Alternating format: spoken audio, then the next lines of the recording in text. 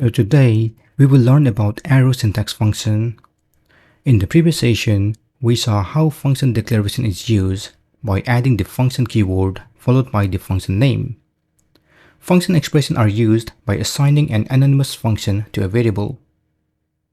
Arrow syntax is a more concise way of defining function introduced in ES6. Let's take them in action.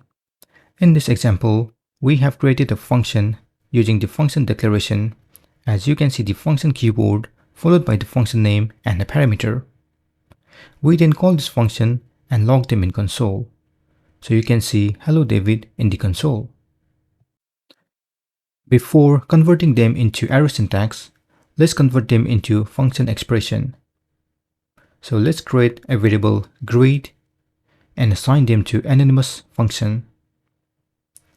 If you look at the browser, you can still see the same result.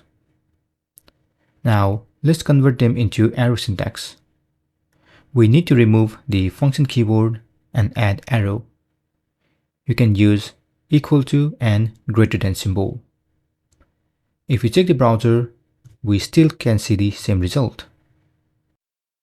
Function expression and arrow syntax function are pretty much similar. They are not hosted like function declaration, meaning if you try to call the function before the function is declared, we get an error message, cannot access greet before initialization. So we always need to call the function after the function has been declared. And now you can see hello David again. We can make arrow syntax function more concise. For example, if there is just one parameter, we can remove the parentheses and the function still works.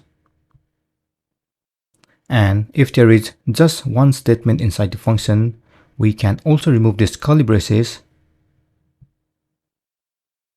We can also remove the return statement. If I update my argument and check the browser, the function still works.